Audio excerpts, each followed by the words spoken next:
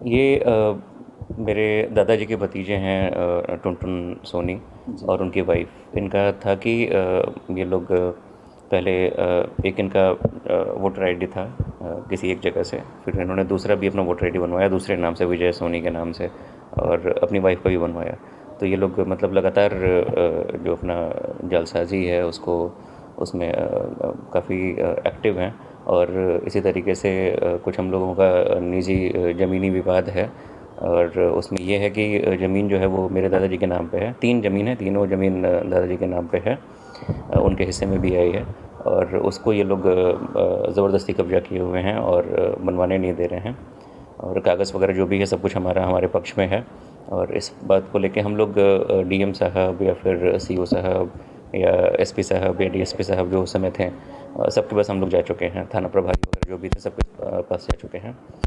उसके बावजूद कुछ हल नहीं निकल पा रहा है। और सबको मतलब कागज़ वगैरह हमने दिखाया, हर जगह हमको यही सुनने को मिला कि कागज़ आपका जेन्युइन है। तो अब यही है, अब हम लोग हर तरफ से कोशिश कर रहे हैं। बार बार हमारे घर में सांप निकल रहा है। यहाँ पे 3 मकान है, एक जो हमारा निजी कैंपस है जो उसके आसपास 3 मकान है, तीनों 3 पट्टीदारों के। तो किसी और के घर में कुछ ऐसा नहीं हो रहा है, हमारे ही घर में बार बार हो रहा है। तो हम लोग इससे सांप निकलने का मतलब क्या मतलब पूरा? सांप निकलने का मतलब ये है कि मतलब जैसे सांप हमारे घर में निकल रहा है, हमारे आसपास जो घर हैं जो अन्य पट्टीदारों के हैं उनके यहाँ कुछ ऐसा नहीं हो रहा है। तो थोड़ा सा डाउट हमको ये है कि कहीं उनके द्वारा या किसी और के द्वारा कहीं भेजा तो नहीं जा छोड़ा रहा नहीं है। है। जी। और तीनों बार जो सांप निकला है उसका वीडियो हमारे पास है। जी।